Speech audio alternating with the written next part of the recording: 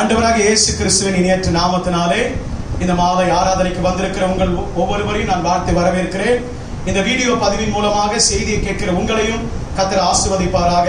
தொடர்ந்து ஜெபத்தோடு கூட கேளுங்கள், கர்த்தர் பெரிய காரியங்களை செய்வார். கர்த்தருடைய வார்த்தைக்கு நேராக கடந்து போகலாம். வாசிக்கலாம். லேவியராகமத்தின் புத்தகம் 26ஆம் அதிகாரம் 12ஆம் வசனம்.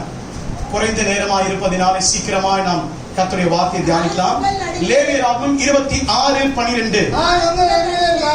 நான் உங்கள் நடுவிலே உலாவி உங்கள் தேவனாய் இருப்பேன், நீங்கள் என் ஜனமாய் இருப்பீர்கள். கடந்த வாரத்தில் இந்த வார்த்தையை வைத்து நாம் கர்த்தருடைய வார்த்தையை தியானிக்க ஆரம்பித்தோம். நம்முடைய ஆண்டவர் யார் என்று சொன்னால், நாம் நடுவிலே உலாவ விரும்புகிற தேவன். அல்லேலூயா. நம்முடைய ஆண்டவருக்கு எத்தனையோ முகங்கள், பன்முகங்கள் காணப்பட்டாலும், குணாதிசயங்கள் காணப்பட்டாலும், அவருக்கு இருக்கிற ஒரு காரியங்களிலே ஒன்று, அவர் மனிதர் மத்தியிலே வாசம் பண்ண விரும்புகிற கர்த்தர். அல்லேலூயா. ஆகையினால தான் மோசேயை பார்த்து ஆண்டவர் சொன்னார், நான் உங்கள் நடுவிலே உலாவும்படிக்கு, நான் உங்கள் நடுவிலே வாசம் பண்ணும்படிக்கு நீங்கள் எனக்கு ஒரு வாசஸ்தலத்தை உண்டு பண்ணுங்கள் என்று சொல்லி. பிரியமான தேவனுடைய பிள்ளைகளே, கர்த்தர் நம் நடுவிலே உலாவ வேண்டும் என்று சொன்னால், அவர் எப்படி பரிசுத்தம் உள்ளவராய் இருக்கிறாரோ நீங்கள் நானும் அவனமாய் இருக்க வேண்டும். அல்லேலூயா. அதுதான் எபிரேயருக்கு எழுதின நிருபத்திலே ஆக்கியோன் இப்படி எழுதுகிறான், பரிசுத்தம் இல்லாமல் ஒருவரும் கர்த்தரை தரிசிக்க முடியாது என்று சொல்லி. அல்லேலூயா. இன்னும் யோவான் இதை குறித்து எழுதும் பொழுது 1 யோவான் 3ஆம் அதிகாரம் 2ஆம் வசனத்தையும் 3ஆம் வசனத்தையும் வாசிப்போம். 1 யோவான் 3ஆம் அதிகாரம் 2ஆம் வசனத்தையும் 3ஆம் வசனத்தையும் வாசிக்க கேட்போம். பிரியமானவரே, இப்பொழுது தேவனுடைய பிள்ளைகளாக இருக்கிறோம். இதுவரைக்கும் ஆண்டவருடைய பிள்ளைகளாகத்தான் இருக்கிறோம். இனி எவ்விதமாய் இருப்போம் என்று இன்னும் வெளிப்படவில்லை. ஆகிலும், நன்றாக கவனிங்க, ஆகிலும் அவர் வெளிப்படும் பொழுது அவர் இருக்கிற வண்ணமாகவே. அவர் எப்படி இருக்கிறார்? அவர் பரிசுத்தம் உள்ள தேவனாய் இருக்கிறார். அல்லேலூயா. அவர் நீதி உள்ள தேவனாய் இருக்கிறார். அவர் சத்தியம் உள்ள தேவனாய் இருக்கிறார். அவர் பரிசுத்தம் உள்ளவராய் இருக்கிறார். அவர் இருக்கிறபடியே நாம் அவரை தரிசிப்பதினால் அவருக்கு ஒப்பாய் இருப்போம் என்று அறிந்திருக்கிறோம். அல்லேலூயா. அவர் எப்படி பரிசுத்தம் உள்ளவராய் இருக்கிறாரோ அதே பரிசுத்தத்தோடு கூட நாம் நம்மை சுத்திகரித்துக் கொண்டு அவரை நாம் ஆராதிப்போம் என்று சொன்னால், அவரை நாம் சந்திப்போம் என்று சொன்னால், அவரிடத்தில் நாம் உறவாடுவோம் என்று சொன்னால், அவர் எப்படிப்பட்டவராய் இருக்கிறாரோ அதே போல கர்த்தர் நம்மை மாற்ற வல்லவராய் இருக்கிறார். அல்லேலூயா. கடந்த வாரத்திலே உங்களை சுத்திகரித்துக் கொள்ளுங்கள் என்கிறதான அந்த வார்த்தையை மையமாய் வைத்து எவைகளிலிருந்து நம்மை சுத்திகரித்துக் கொள்ள வேண்டும், தேவனாகிய கர்த்தர் நம் நடுவிலே உலாவ வேண்டும் என்று சொன்னார், அவர் நம்முடைய தேவனாய் நாம் அவருடைய ஜனமாய் இருக்க வேண்டும் என்று சொன்னால், நம்மை சுத்திகரித்துக் கொள்ள வேண்டிய சில காரியங்கள் எவை என்று சொல்லி கடந்த வாரத்தில் 2 காரியத்தை தியானித்தோம். எத்தனை பேருக்கு ஞாபகம் இருக்கு? அல்லேலூயா. சொல்லுங்க. முதல் காரியம் என்னது? நம்முடைய பாளையம் சுத்தமாய் இருக்க வேண்டும். அல்லேலூயா. பாளையம் என்று சொன்னால் ஆவிக்குரிய அர்த்தத்துல நம்முடைய ஜீவியத்தை குறிக்கிறது. உபாகமத்தின் புத்தகம் வாசிக்க வேண்டாம். 23ஆம் அதிகாரம் 14ஆம் வசனம். போன வாரம் வராதவர்களுக்காக குறித்துக் கொள்வதற்காக நான் சொல்லுகிறேன். உபாகமம் 23:14 இப்படி சொல்லப்படுகிறது, அவர் உன் நடுவிலே உலாவி, உன் பாளையத்திலே உலாவி, அவர் உன்னுடைய சத்துருக்களுடைய கையிலிருந்து உன்னை ரட்சிக்கவும், உன்னை விடுதலையாக்கவும், அவர்களை உன் கரத்திலே ஒப்புக் கொடுக்கவும், உன் பாளையத்தை அசுசி காணப்படாதபடிக்கு உன் பாளையம் சுத்தமாய் இருக்க கடவுள் என்று ஆண்டவர் சொல்லுகிறார். அல்லேலூயா. மோசேக்கு தேவன் கட்டளை கொடுக்கிறார். முதலாவது நம்முடைய பாளையமாகி நம்முடைய ஜீவியம். புதிய ஏற்பாட்டு காலத்துல நம்முடைய பாளையம் எது என்று சொன்னால் நம்முடைய ஜீவியம். நம்முடைய ஜீவியத்தை நாம் என்ன பண்ணிக்கொள்ளணும்? சுத்திகரித்துக் கொள்ளணும். சத்தமா சொல்லுங்க. பரிசுத்தமாக்கி கொள்ளணும். ஏதோ ஆலயத்துக்கு வரும்போது மாத்திரமல்ல, ஏதோ கர்த்தரை தேடி ஆராதிக்கிற இந்த நேரம் மாத்திரமல்ல, நம்முடைய வாழ்க்கையின் எல்லா மணி துளிகளிலும் நாம் எப்பொழுதும் பரிசுத்தம் உள்ளவராய் நம்மை காத்துக்கொள்ள வேண்டும் என்று கடந்த வாரத்தில் நம்முடைய ஜீவியத்தை காத்துக்கொள்ள வேண்டும். முதலாவது. இரண்டாவதாக எதை சுத்தமாக இருக்க வேண்டும்? சொல்லுங்க. நாற்காலியில உட்கார்ந்து இருக்க கனவான்கள் கனவதியை சொல்லுங்க. ஏன்னா கீழே இங்க இருந்து தான் சத்தம் வருது. நம்ம நாற்காலியில உட்கார்ந்துட்டு இருக்க கனவான்கள் கனவதிகளா சொல்லுங்க. எதுல இருந்து? எதுல இருந்து? மைக் வேணுமா? சொல்லுங்க. எதுல இருந்து? அப்போ போன வாரம் தியானித்த வசனத்தை வீட்டுக்கு போய் தியானிக்கல, அதை திருப்பி பார்க்கல. ஒருவேளை ஞாயிற்றுக்கிழமை மறுபடியும் நம்முடைய செய்தியை கேட்டிருந்தா கூட என்ன பண்ணிருக்கலாம்? இப்போது சொல்லலாம், நம்முடைய வஸ்திரத்தை சுத்தமாய் காத்துக்கொள்ளணும். வஸ்திரம் என்பது எதற்கு அடையாளம்? ஆவிக்குரிய வாழ்க்கையில சுவாபத்துக்கு அடையாளம். பாலையும் ஜீவியத்துக்கும் இந்த வஸ்திரம் எதற்கு அடையாளம்? ஆடை எப்படியோ அப்படித்தான் நம்முடைய ஆடை எப்படி இருக்குதோ அப்படிதான் நம்முடைய உள்ளமும் சில நேரத்துல பெரும்பாலும் இருக்காது, சில பேர் இருக்க விரும்புவோம். நம்முடைய ஆடை எப்படி உடுத்துக்கிறோமோ, நீட்டா கிளீனா உடுத்துறோமோ, அதே போலதான் நம்முடைய இருதயமும் இருக்க விரும்புவோம். ஆகையினாலே இந்த ஆடை, இந்த வஸ்திரம் எதற்கு ஆவிக்குரிய அர்த்தத்தை குறிக்கிறதுனா, எதற்கு அடையாளமா இருக்குன்னு நம்முடைய சுவாபத்தை குறிக்கிறது. தேவன் நம்முடைய உள்ளுக்குள்ளே உலாவ வேண்டும் என்று சொன்னால், அவர் நம்முடைய தேவனாய் நாம் அவருடைய ஜனமாய் இருக்க வேண்டும் என்று சொன்னால், நம்முடைய வஸ்திரம், நம்முடைய சுவாபங்கள் சுத்தமாய் இருக்கணும், நம்முடைய குணம் சுத்தமாய் இருக்கணும். அல்லேலூயா. குறிப்பாய் சொல்லணும்னா நம்முடைய குணங்கள் எப்படி இருக்கணும்? சுத்தமா இருக்கணும். எதெல்லாம் நம்முடைய வஸ்திரத்தை கெடுக்கும், எதெல்லாம் நம்முடைய பாளையத்தை கெடுக்கும், நான்கு காரியத்தை கடந்த வாரத்துல தியானிக்கும். அல்லேலூயா. சரி, இப்ப கேட்ட எத்தனை பேர் சொல்லுவீங்கன்னு எனக்கு தெரியல. ஆனால் தயவு செய்து சொல்றேன், கேட்கிறவர்களாய் மாத்திரமல்ல, அதை கேட்டு தியானிக்கிறவர்களாய் இருங்க. அதன்படி வாழ்கிறவர்களாய் இருக்கும்போது மாத்திரம்தான் வசனம் கிரியை செய்யும். அல்லேலூயா. சரி, இன்றைக்கு மூன்றாவதாய் ஒரு காரியத்தை தியானிக்க போகிறோம். தேவன் நம்முடைய ஆண்டவராய் இருந்து நம் நடுவிலே உலாவ வேண்டும் என்று சொன்னால் உங்களை சுத்திகரித்துக் கொள்ளுங்கள். 3வது வசனத்தை வாசிங்க. 1 யோவான் 3ஆம் அதிகாரம் 3வது வசனத்தை வாசிங்க. அவர் மேல் இப்படிப்பட்ட நம்பிக்கை உள்ளவன் எவனும் அவர் சுத்தமுள்ளவராய் இருக்கிறது போல தன்னையும் சுத்திகரித்துக் கொள்ளுகிறான். அல்லேலூயா. அப்ப நீங்களும் நானும் பரிசுத்தமா இருக்கணும்னா, தேவன் நம்முடைய நடுவிலே உலாவணும்னா, நம்முடைய ஜீவியத்தில் உலாவணும்னா, நம்முடைய வீட்டுக்குள்ளே உலாவணும்னா, நம்மை நாமே சுத்திகரித்துக் கொள்ள வேண்டும். அல்லேலூயா.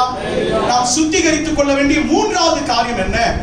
நான் நினைத்தேன் இந்த வாரத்திலேயே மீதம் இருக்கிற 4 காரியத்தையும் வேகமா சொல்லி முடிக்கலாம் அப்படி. ஏன்னா ஒவ்வொரு வாரமும் இது கொண்டு போக கூடாது, இன்றைக்கே முடிக்கலாம்னு நினைச்சேன். ஆனா நேரம் ஒரு முறை குறைவா இருக்குது. ஆனா நாம கிரகிப்பை பார்த்தா, நாம உள்வாங்கிக் கொள்ளுகிற அளவை பார்த்தா, இந்த 4 காரியத்தை இன்றைக்கு சொல்லுவேன்னா அது தாங்காது போல இருக்கு. ஆகையினால இன்றைக்கு ஒரே காரியத்தை உங்கள் மத்தியில நான் அழுத்தம் திருத்தமாய் வலியுறுத்த போகிறேன். அல்லேலூயா. 3ஆவதாய் நாம் சுத்திகரித்துக் கொள்ள வேண்டிய ஒரு காரியம். திருப்பி வாசிங்கள். சகரியாவின் தீர்க்கதரிசன புஸ்தகம் 3ஆம் அதிகாரம் 5ஆம் வசனம். சகரியாவின் தீர்க்கதரிசன புஸ்தகம் 3ஆம் அதிகாரம் 5ஆம் வசனம். அவன் சிரசின் மேல் சுத்தமான பாகையை வைப்பார்களாக என்றார். அப்பொழுது சுத்தமான பாகையை அவன் சிரசின் மேல் வைத்து அவனுக்கு வஸ்திரங்களை தரிப்பித்தார்கள். இங்கே யாரை குறித்து சொல்லப்பட்டிருக்கிறது என்று சொன்னால், ஆசாரியனாகிய யோசுவாவை குறித்து சொல்லப்படுகிறது. முதலாவது அழுக்கு வஸ்திரம், கடந்த வாரத்தில் வாசித்தோம். அழுக்கு வஸ்திரம் தரித்தவனாய் வந்து நின்றான். அவனுக்கு விரோதம் செய்ய சாத்தான் வலதுபுறத்தில் நின்றான்.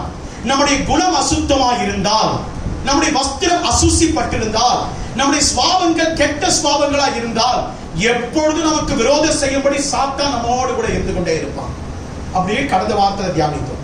உடனே ஆண்டவர் சொல்லுகிறார், தூதருக்கு கட்டளையிடுகிறார், அவன் வஸ்திரத்தை, அழுக்கு வஸ்திரத்தை களைத்து போட்டு அவனுக்கு நல்ல வஸ்திரத்தை உடுத்துங்கள் என்று சொல்லி வஸ்திரத்தை உடுத்த சொன்ன கர்த்தர் கூடவே ஒரு காரியத்தை செய்ய சொல்லுகிறார். அவன் பிரதான ஆசாரியனாய் இருப்பதினாலே ஆண்டவர் அந்த தூதர்களுக்கு ஒரு காரியத்தை செய்யும்படிக்கு கட்டளையிடுகிறார்.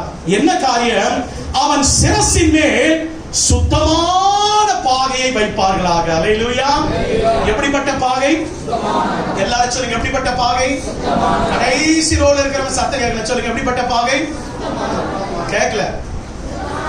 சுத்தமான பாகையை வைக்கும்படிக்கு கர்த்தர் சொன்னார். அல்லேலூயா. 3வது சொல்லுகிறேன், நம்முடைய பாகை சுத்தமா இருக்க வேண்டும். பாகை என்றால் என்னங்க? பாகை முதலாவது எதற்கு பயன்படுத்துகிற ஒரு காரியம்? பாகையை யாருக்கு வைக்கிற காரியம்? பாகையை தேவன் யாருக்கு கொடுத்தார் என்று நாம் கண்டுபிடிப்போம் என்று சொன்னால், படிப்போம் என்று சொன்னால், பார்ப்போம் என்று சொன்னால், அந்த பாகை இந்த புதிய ஏற்பாட்டு காலத்திலே நம்முடைய வாழ்க்கையிலே, ஆவிக்குரிய வாழ்க்கையிலே எதை குறிக்கிறது என்று நீங்கள் நானும் கற்றுக்கொள்வோம். வாசிக்கலாம். யாத்திராகமத்தின் புஸ்தகம் 29ஆம் அதிகாரம் 6ஆம் வசனத்தில் இப்படியாய் சொல்லப்பட்டிருக்கிறது. யாத்திராகமம் 29:6. அவன், அதாவது ஆரோன் தலையிலே பாகையை வைத்து பரிசுத்த கிரீடத்தை பாகை மேல் தரித்து அபிஷேக தைலத்தை எடுத்து அவன் தலையின் மேல் வார்த்து அபிஷேகம் செய்வாயாக. அல்லேலூயா. நன்றாய் கவனிங்க. ஒரு முறைதான் செய்தியை கேட்க முடியும், எனக்கு நேரமே இல்லைன்னு சொல்றவங்க தயவு செய்து இப்பவாது உங்க இருதயத்தை செவிய சாய்த்து இந்த வார்த்தையை கேள்விப்போம். சரிங்களா? நீங்க முழுவதுமாய் கிரகித்து கொண்டாதான், கேட்டாதான், புரிந்தாதான் இந்த வார்த்தைகளை நீங்கள் உங்கள் வாழ்க்கையில அபியாசப்படுத்த முடியும். நன்றாய் கவனிங்கள். ஆண்டவர் மோசேயின் இடத்திலே சொல்லுகிறார், ஆசாரியனாக நீ ஆரோனை தெரிந்து கொண்டு ஆரோனுடைய சிரசின் மேலே பரிசுத்த பாகையை வைப்பாயாக. அல்லேலூயா. அப்ப பாகைன்னா என்ன அர்த்தம்? ஆங்கிலத்தில் மைட்டர் என்று எழுதப்பட்டிருக்கிறது. ஆங்கிலத்தில் அதற்கு மைட்டர் என்று அர்த்தம், வார்த்தை பொருட்படும்படி எழுதப்பட்டிருக்கிறது.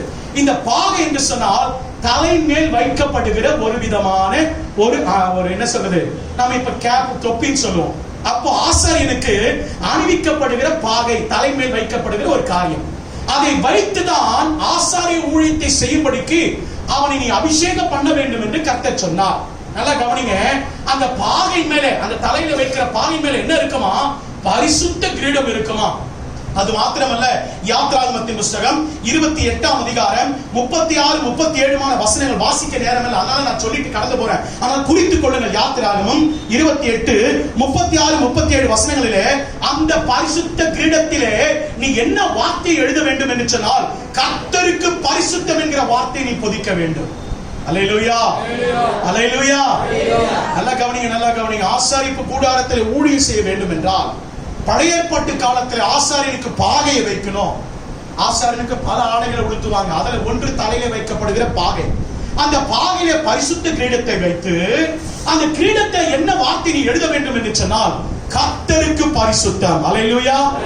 இது எதை காண்பிக்கிறது என்று சொன்னால், கர்த்தருக்கு நாங்கள் பரிசுத்தம் என்று சொல்லி தேவ ஜனங்களாகி நீங்கள் எப்பொழுதும் புறஜாதியாருக்கு இதை உணர்த்துவதற்காக ஆண்டவர் என்ன பண்ணாரு? அதை கட்டளையிட்டார். அல்லேலூயா. இப்ப நீங்க கேட்கலாம், ஐயா பழைய ஏற்பாட்டு காலத்துல ஆசாரியர்களுக்கு அது கொடுக்கப்பட்டது, புதிய ஏற்பாட்டுல இது என்னத்துக்கு ஐயா நமக்கு அப்படின்னு கேட்கலாம். ஆனா திருப்பி வாசியுங்கள். இன்னைக்கு புதிய ஏற்பாட்டு காலத்துல ஆசாரியர்கள் யார்தான்? ஆசாரியர்?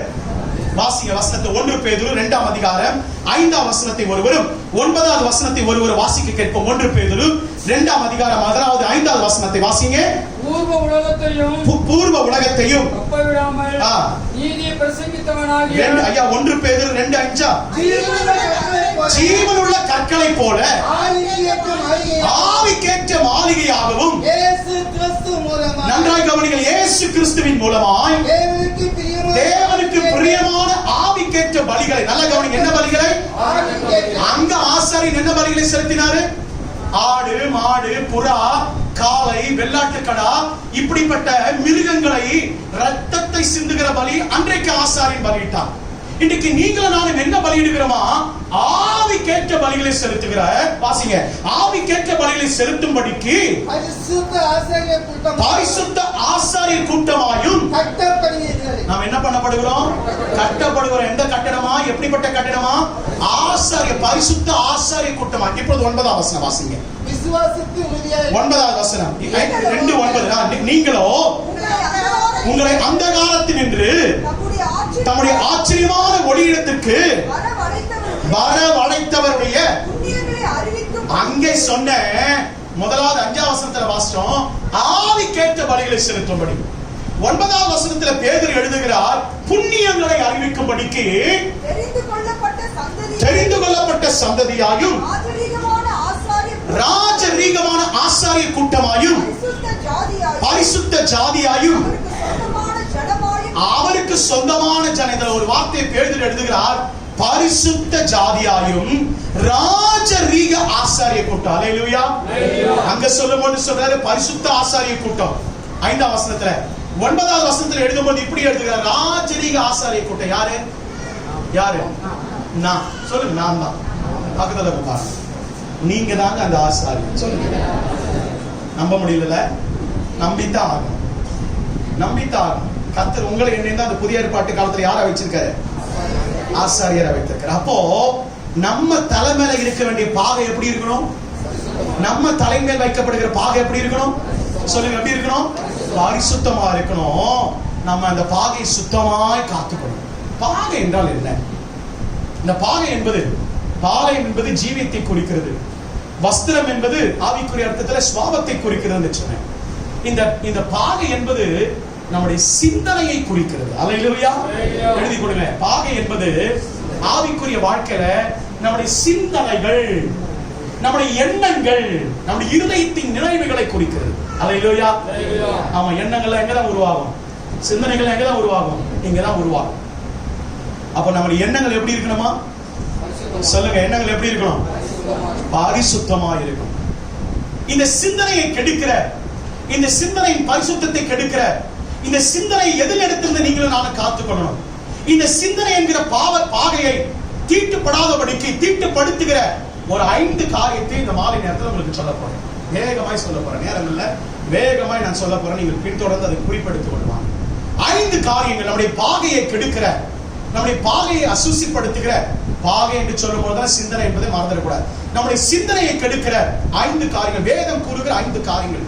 இந்த 5 காரியத்திலிருந்து நீங்களும் நானும் நம்முடைய சிந்தனையை, நம்முடைய பாதையை நாம் காத்துக்கொள்ளணும், சுத்திகரித்துக் கொள்ளணும். முதலாவது வாசிங்க, சங்கீதங்களின் புஸ்தகம் 66ஆம் சங்கீதம். முதலாவது நம்முடைய சிந்தனையை கெடுக்கிற, நம்முடைய பாதையை கெடுக்கிற முதல் காரியம் சங்கீதம் 66:18.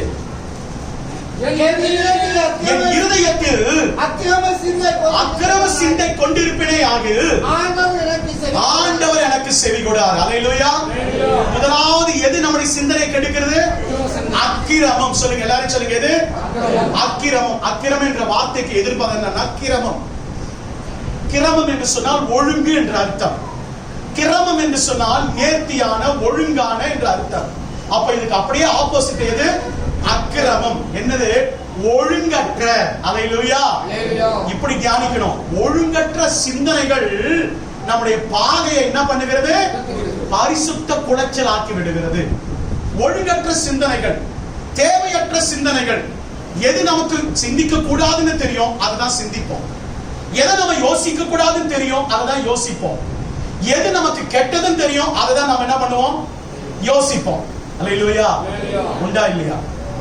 நம்முடைய வாழ்க்கையில் அநேக நேரத்துல இது தேவனுக்கு பிரியமில்லாதது, இது தேவனுக்கு உகந்தது இல்ல, இது தேவன் இதை பிரியப்பட மாட்டார், இது தேவன் ஏற்றுக்கொள்ளாத காரியம் எல்லாம் நமக்கு தெரியும், அதை தான் யோசிப்போம்.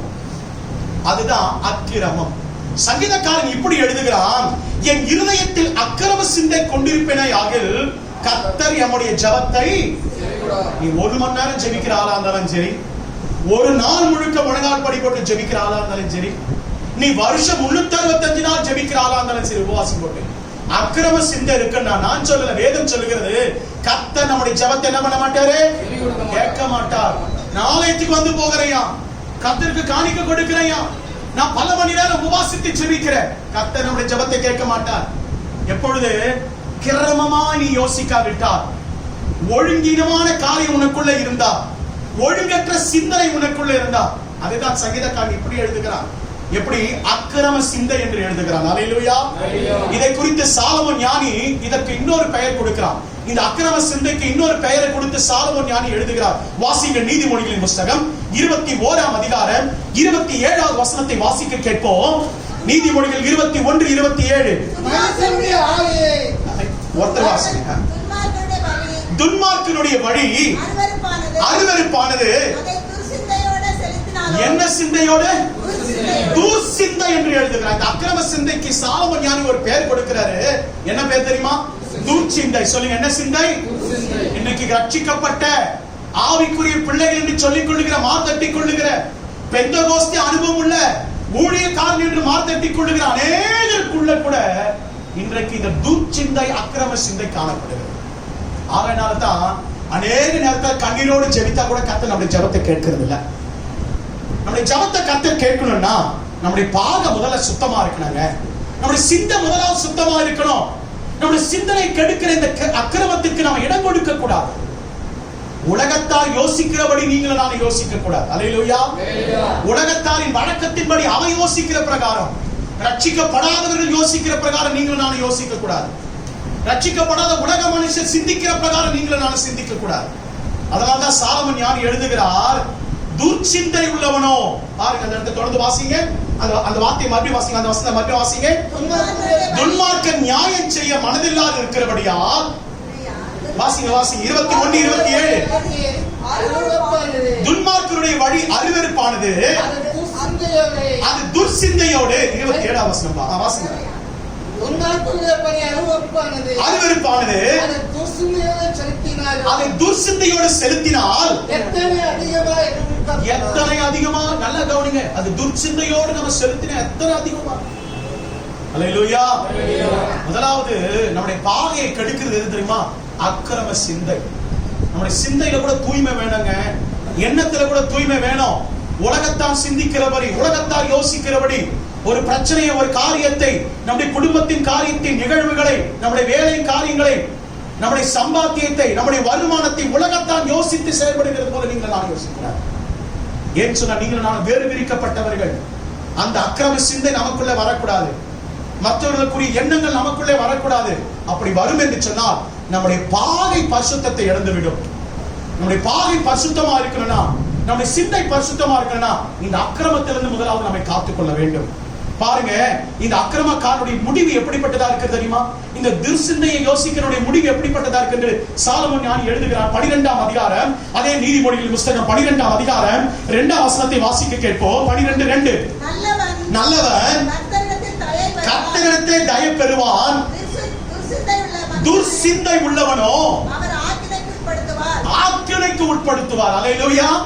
இந்த அக்கிரம சிந்தை உள்ளவனை ஒரு நாள் கர்த்தர் எதுக்கு உட்படுத்துவாரு? ஆக்கினைக்கு உட்படுத்துவார். ஜாக்கிரதை, ஜாக்கிரதை. சபைக்குள்ளே வந்து வசனத்தை, திருவசனத்தை கேட்டுவிட்டு கர்த்தருடைய பந்தியை எடுத்துவிட்டு நான் ஆவிக்குரியவன் என்று மார்த்தட்டிக் கொள்கிற தேவச்சனமே, ஊழியக்காரராகி என்னையும் சேர்த்து சொல்லுகிறேன், நம்முடைய இருதயத்தில், நம்முடைய மனதிலே ஒரு நாளும் இந்த துர்சிந்தை வரக்கூடாது, அக்கிரம சிந்தை வரக்கூடாது. அப்படி வரும் என்று சொன்னால் கர்த்தர் நிச்சயம் ஒரு நாளையே ஆக்கினைக்கு உட்படுத்துவார் உங்களை. அந்த ஆக்கினைக்கு நீங்கள் நான் தப்பிக்கணும் சொன்னா முதலாவது நம்முடைய பாகையை கெடுக்கிற இந்த அக்கிரமத்திலிருந்து, அக்கிரம சிந்தையிலிருந்து நீங்க நான் விலகி இருக்கோம். அவன் யோசிக்கிறாயா, யோசிக்கட்டும். உலகத்தான் பேசுறாயா, பேசட்டும். உலகத்தான் நடந்து கொள்ளட்டும். அல்லேலூயா. நீதிக்கும் அநீதிக்கும் சம்பந்தம் ஏது? ஒளிக்கும் இருளுக்கும் ஐக்கியம் ஏது? விட்டுவிட்டு பிரிந்து விட்டு தீங்கானதை பாட்டெல்லாம் நல்லா தான் பாடுவோம். ஆனா நம்முடைய வாழ்க்கையில அக்கிரம சிந்தை நீங்க நம்மை சுத்திகரித்துக் கொள்கிறோமா? ஒவ்வொரு நாளும், ஒவ்வொரு மணி நேரமும், ஒவ்வொரு மணி துளிகளும் கிறிஸ்துவுக்குள்ளாக வாழ்கிற வாழ்க்கையில இந்த அக்கிரம சிந்தை வரக்கூடாது. அதனால ஒருவேளை இழப்பு ஏற்படலாம், அதனால ஒருவேளை குறைவு ஏற்படுவது போல காணப்படலாம்.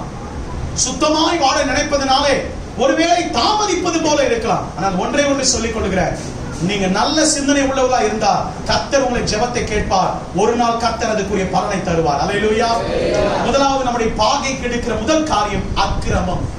அல்லேலூயா. இந்த அக்கிரமம் என்கிற காரியத்திலிருந்து நம்முடைய பாகையை, நம்முடைய சிந்தனையை சுத்திகரிக்கும். இரண்டாவதாக நம்முடைய சிந்தையை, நம்முடைய பாகையை அசுசிப்படுத்துகிற இரண்டாவது காரியம் என்ன?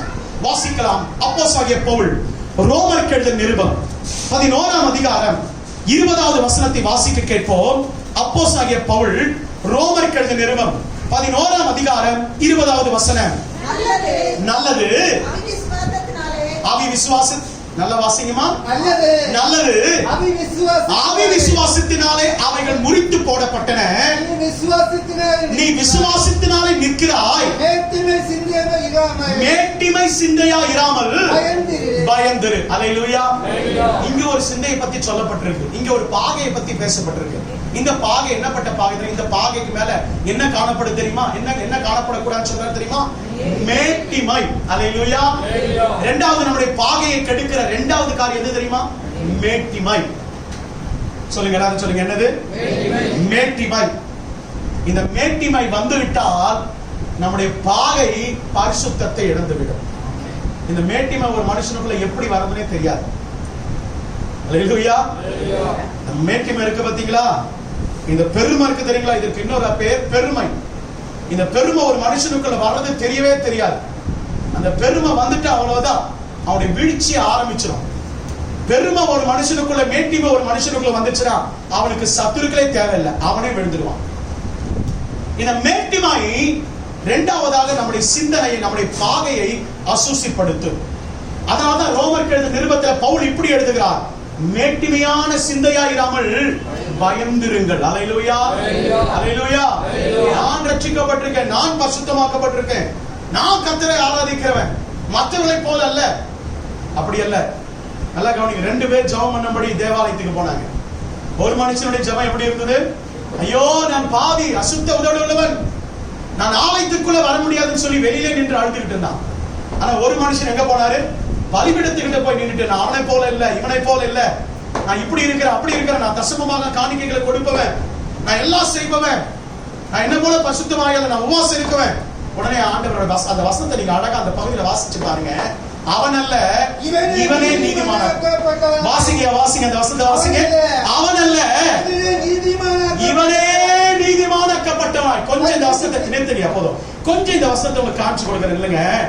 இவன் போன இடம் எது? இவன் எங்க போனான்? ஆலயத்துக்கு போனான். அந்த ஜெபித்தவன் மேட்டிமை உள்ளவன் எங்க நின்று ஜெபம் பண்ணா? மேட்டிமை உள்ளவன் எங்க ஜெபம் பண்ணா? பலிபீடத்துக்கு போய் ஜெபம் பண்ணா. பலிபீடத்துல யார் இருப்பா? பலிபீடத்துல யார் வாசம் பண்ணுவா? ஆண்டவர் வாசம் பண்ணுவார். கொஞ்சம் கவனிங்க, அந்த வசனத்தை கவனிங்க. அவன் அல்ல, இவனே நீதிமானாக்கப்பட்டான். அப்ப ஆண்டவர் பலிபீடத்துல எங்க போயிட்டாரு? தாழ்மை உள்ள மனிதன் கிட்ட போயிட்டார். பலிபீடத்துக்கு பக்கத்துல நின்னாலும் மேட்டிமை உள்ள பக்கத்துல இல்ல. அந்த வசனம் இப்படி சொல்லுகிறது, அவன் அல்ல. அப்ப ஆண்டவர் எங்க போயிட்டாரு? எங்க போயிட்டாரு? ஆண்டவர் அந்த தாழ்மை உள்ளவன் பக்கத்துல போய் சொல்றாரு, அவன் அல்ல, இவன் நீதிமானாக்கப்பட்டான். அல்லேலூயா, அல்லேலூயா. மேட்டிமை சிந்தை நம்முடைய பாகையின் பரிசுத்தத்தை குறைத்து விடும். நம்முடைய சிந்தனையை கெடுக்கிறதுங்க இந்த மேட்டிமை. நம்ம அப்படின்னு சொல்றது, மேட்டிமை ஒரு மனுஷனுக்குள்ள வர்றது தெரியாது, பெருமை ஒரு மனுஷனுக்குள்ள வர்றது தெரியாது. வேலை பெருமையா இருக்கலாம், அல்லது தாளந்துகள் நிறைந்தனால பெருமையா இருக்கலாம், படிப்பின் பெருமையா இருக்கலாம், சம்பாத்தியத்தினாலே பெருமையா இருக்கலாம். இந்த பெருமை உள்ளவனை கர்த்தர் என்ன பண்ணுவாரு? எதிர்த்து நிற்கிறார் என்று வேதம் சொல்லுகிறது. பெருமை உள்ளவனுக்கு தேவனை எதிர்த்து நிற்கிறாராம், தாழ்மை உள்ளவனுக்கு கிருபை அளிக்கிறார் வேதம் சொல்லுகிறது. மேலும் பவுல் எழுதுகிறார் 12ஆம் அதிகாரம் ரோமர் 12:16 வசனத்தில் மறுபடியும் சொல்லுகிறார். வாசிங்க. ஒருவரில் ஒருவர் ஏக சிந்தை உள்ளவர்களாக இருந்து மேட்டிமையானவர்களை சிந்தியாமல் தாழ்மையானவர்களுக்கு இணங்குங்கள். அல்லேலூயா. எப்பவுமே மேட்டிமையான பார்வையோட மேட்டிமையானவர்களுக்கு நீங்க போகாதீங்க. உங்க தாழ்மை உள்ளவர்களுக்கு முன்பாக நீங்க தாழ்மைப்பட கற்றுக்கொள்ளுங்க. அல்லேலூயா. இரண்டாவது, இந்த மேட்டிமை நம்முடைய பாகையை பரிசுத்த குலைச்சலாக. இந்த மேட்டிமையை குறித்து ரொம்ப ஜாக்கிரதையா இருக்கணுங்க நீங்களும் நானும். இந்த மேட்டிமை ஒரு மனுஷனுக்குள்ள வந்தா உன்னை இழந்துருமா? எது சொல்லுங்க பார்க்க. ஒரு கேள்வி கேட்க, ஒரு டெஸ்ட் கேட்க. இந்த மேட்டிமை ஒரு மனுஷனுக்குள்ள வந்தா அவன் ஒரு காரியத்தை இழந்து போயிடுவான். சரியான பதில் வேதத்தின் ஆதாரத்தோடு சொல்லுகிறவனுக்கு ஒரு கிஃப்ட். சரியான வேத ஆதாரத்தோடு சொல்லுகிறவர்களுக்கு ஒரு கிஃப்ட். இந்த மேட்டிமை சிந்தை யார் வேணா சொல்லலாம், மேடையில் இருக்க கூட சொல்லலாம். இந்த மேட்டிமை வந்தால் ஒரு மனுஷன், ஆவிக்குரிய மனுஷன் இழந்து போற ஒரு காரியம் என்ன சொல்லுங்க பாருங்க. தேவனை விட்டு தூரம் போயிடுவானா? சரி, அடுத்தது வாசிங்க. கொலோசியர் 2ஆம் அதிகாரம். மன்னிச்சுக்கொள்ளுங்க, லூக்கா 1:51. லூக்கா 1:51. லூக்கா 1ஆம் அதிகாரம்.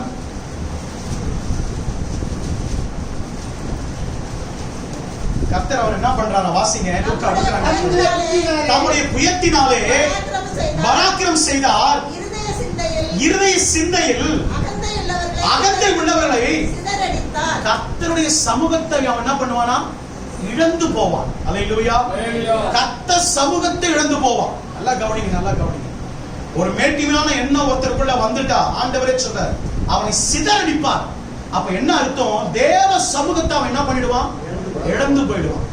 இரண்டாவது, இந்த மேட்டிமை நம்முடைய பாகையை பரிசுத்த குலைச்சலாக்கும். இந்த மேட்டிமை என்கிற காரியத்தை நம்முடைய பாகையை நீங்களும் நானும் காத்துக்கொள்ளும். மூன்றாவதாக எது நம்முடைய பாகையை அசுசிப்படுத்துகிறது? வாசிங்கள். ரோமர் 8ஆம் அதிகாரம் 6ஆம் வசனம். ரோமர் எழுதின நிருபம் 8ஆம் அதிகாரம் 6ஆம் வசனம். மாம்ச சிந்தை மரணம், ஆவியின் சிந்தையோ ஜீவனும் சமாதானமாம். அல்லேலூயா. மூன்றாவது இங்கே நம்முடைய பாகை ஒன்று கெடுக்கிறது.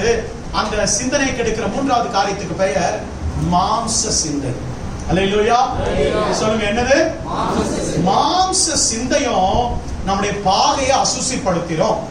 வேதம் அழகாய் சொல்லுகிறது, மாம்ச சிந்தை மரணம், ஆவின் சிந்தையோ ஜீவனும் சமாதானமா. நல்லா கவனிங்க. பரிசுத்தமாவே வாக்குத்தத்தம் பண்ணப்பட்டு பிறந்தவன் யாரு? சிம்சோன். ஆனால் என்ன செய்தான்? தன் மாம்சத்துக்கு இடம் கொடுத்தான், தன்னுடைய கண்களின் இச்சைக்கு இடம் கொடுத்தான், தன்னுடைய மாம்சத்தின்படி அவன் வாழ்வதற்கு தன்னை அர்ப்பணித்தான். நீங்கள் வாசித்து பார்ப்பீங்க சொன்னால் நியாயாதிபதிகள் 14:1, 16ஆம் அதிகாரம் 1, 14ஆம் அதிகாரம் 4 இந்த 3 வசனங்களை பாருங்க. தன் கண்களின் விருப்பப்படி ஒண்ணு போனா ஒரு வேசியை தேடி போறான், இன்னொரு பெண்ணை பிரஜாதியை தேடி போறான், இல்லாட்டி தெரியல மடியில படுத்துது. இது மாம்ச சிந்தைக்கு அடையாளம். வாசிங்க நியாயாதிபதிகள் 11:14. திம்னாத்துக்கு போய் திம்னாத்திலே பெலிஸ்தியருடைய பெண்களை கண்டு அங்கே ஒரு பெண்ணை கண்டு அவளை தனக்கு கொண்டான். நல்லா கவனிங்க, இவர் எங்க போறாரு? திம்னாத்துக்கு போறார். திம்னாத் எது தெரியுமா? புறஜாதிகளின் தேசம், புறஜாதிகளின் பட்டணம். அது இஸ்ரவேலுக்கு கொடுக்கப்பட்டதல்ல. இரண்டாவது 16ஆம் அதிகாரம் 1. பின்பு சிம்சோன் காசாவுக்கு போய் அங்கே ஒரு வேசியை கண்டு போனா திம்னாத்துக்கு போறாரு, இல்ல எங்க போறாரு? மாம்ச சிந்தைக்கு இடம் கொடுக்கிறார். இன்றைக்கு நம்மள அநேகர் கூட மாம்ச சிந்தைக்கு இடம் கொடுக்கிறோம். நம்மள அநேக பேர் மாம்ச சிந்தைக்கு இடம் கொடுக்கிறோம். இந்த மாம்ச சிந்தை நம்முடைய பரிசுத்த பாகையை கெடுத்து விடுகிறது. இந்த பாகையை பரிசுத்த குலைச்சலாக்கி விடுகிறது. முடிவு என்ன தெரியுமா? வசனம் சொல்லுகிற பிரகாரமாய் ஆதி சிந்தை ஜீவனம் சமாதானம், ஆனால் மாம்ச சிந்தை என்னது? நம்ம எல்லாருக்கும் தெரிந்த வசனம் தான், வாசிக்க வேண்டிய அவசியம் இல்ல. சிம்சோன் கடைசியில் எப்படிப்பட்ட மரணத்தை அடைஞ்சான்? வேடிக்கை பொருளை காட்டக்கூடிய ஒருவனாய், வேடிக்கை பொருளாக மாற்றப்பட்டு கண்கள் பிடுங்கப்பட்டு அவன் ஜீவன் பெலிஸ்தியர் மத்தியிலே போனது. பிரியமான தேவ ஜனமே, மூன்றாவதாக மாம்ச சிந்தை நம்முடைய பாகையை பரிசுத்த குலைச்சலாக்குகிறது. மாம்சத்துக்கு ஒரு நாள் இடம் கொடுக்க கூடாது. மாம்சம் சொல்ல சில நேரத்தில் இதன்படி வாழு, இதன்படி செய், இதை பெற்றுக்கொள்ளு, இதன்படி நட, இதன்படி பேசு சொல்லி நல்லா சொல்றேன். நல்லா கவனிங்க, ஆவிக்குரியவர்கள் எப்பொழுதும் ஆவிக்கேற்றபடி சிந்திக்கிறதா இருக்கணும். மாம்சத்துக்கு ஒரு நாள் இடம் கொடுக்க கூடாது. மாம்சத்துக்கு இடம் கொடுத்த வேதாகமத்தில் உங்களுக்கு அநேகரை நான் அடையாளம் காட்டி கொடுக்க சுட்டி காண்பிக்க முடியும். மாம்சத்துக்கு இடம் கொடுத்த ஒவ்வொருவருடைய வீழ்ச்சியும் மரணத்திலே முடிந்தது. கேயாசி நமக்கு நல்லா தெரியும். பிரியமான தேவ பிள்ளைகளை, ஐஸ்வர்யனுடைய புதிய ஏற்பட்ட ஐஸ்வர்யனை வாழ்ந்த ஒரு மனிதனை குறித்து உண்மை நமக்கு தெரியும். இப்படி அநேகரை காண்பித்துக் கொடுக்கலாம். எல்லாருடைய முடிவும் மோசமான மரணத்துக்கு நேராக முடியும். பிரியமான தேவ பிள்ளைகளை, மாம்சத்துக்கு இடம் கொடுக்கலாம். இங்க இன்னொரு கேள்வி கேட்கிறேன். மாம்சத்துக்கு இடம் கொடுத்த ஒரு காரியத்தை இழந்து போவோம். என்ன காரியம் தெரியுமா? மாம்ச சிந்தைக்கு இடம் கொடுத்த ஒரு காரியத்தை இழந்து போவோம் ஆவிக்குரிய வாழ்க்கையில. எது? அங்க சொன்னேன், மேட்டிமைக்கு இடம் கொடுத்தா தேவ சமூகத்தை இழந்து போயிடுவோம். இங்க மாம்சத்துக்கு இடம் கொடுத்தா ஆவிக்குரியவர்கள் இழந்து போகிற இன்னொரு காரியம், மிக முக்கியமான காரியம் என்ன தெரியுமா? சொல்லுங்க பாருங்க. இது யாரு சொல்றீங்க? சொல்றாங்க, நல்ல ஒரு கைத்தட்டு சொல்லுங்க பாருங்க. கொலோசியர் வாசிங்க. கொலோசியர் 2ஆம் அதிகாரம் 19ஆம் வசனம். கொலோசியர் 2ஆம் அதிகாரம் 19ஆம் வசனம். மாயமான தாழ்மையிலும்